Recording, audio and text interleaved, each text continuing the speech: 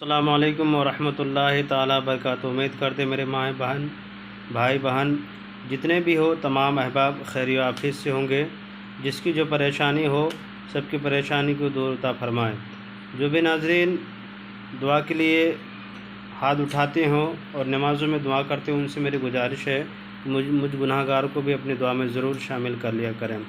आज जो नक्श लेकर के हाज़िर आए नाज़रीन, किसी के भी दिलों में मोहब्बत पैदा करने का सिफली नक्श, यानी कि इस नक्श के ज़रिए से इंशाअल्लाह ताला किसी के ईमान का भी कोई ख़तरा नहीं है और किसी के दिलों में जायज़ मोहब्बत को पैदा कर सकते हैं।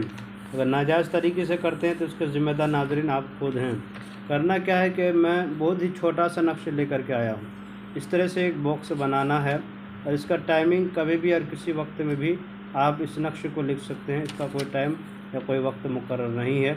इस तरह से एक बॉक्स बनाना है और सबसे पहले लिखना है 7 6 4 2 9। उसके बाद लिखना है मीम मीम। उसके बाद नीचे में लिखना है शैतान। उसके नीचे में लिखना है अलहुब फ़लाँ बिन फ़लाँ। जिससे मोहब्बत करना उसका नाम यहाँ पे, अगर वो लड़का है तो बिन लगाएं, लड़की है तो बिनते लगा के उसके माँ का नाम लिखें, अला हुब लिख दें। उसके बाद यहाँ पे अपना नाम, अगर आप लड़का है तो बिन लगाएं, उसके बाद अपने माँ का नाम लिखें, अगर लड़की है तो बिनते लगा के अपने माँ का नाम लिखें। यहाँ पे नीचे में जो नाम है हिंदी इंग्लिश जिस ज़बान में आता हो आप उस ज़बान में भी लिख सकते हैं, इसमें कोई हर्ज नहीं है नाज़रीन। इसके बाद इस नक्श को फ़ोल्ड करना है, तावीज़ को ये नहीं लिखना है ऊपर वाला, ये नहीं लिखना, सिर्फ इतना ही लिखना है। उसके बाद इस नक्श को फ़ोल्ड करना है और फ़ोल्ड करने के बाद बहता हुआ पानी में इसे तावीज़ को ले जा करके फेंक दिया करें, या नहीं तो अगर मजबूरी में ठहरा हुआ पानी में भी रख सकते हैं।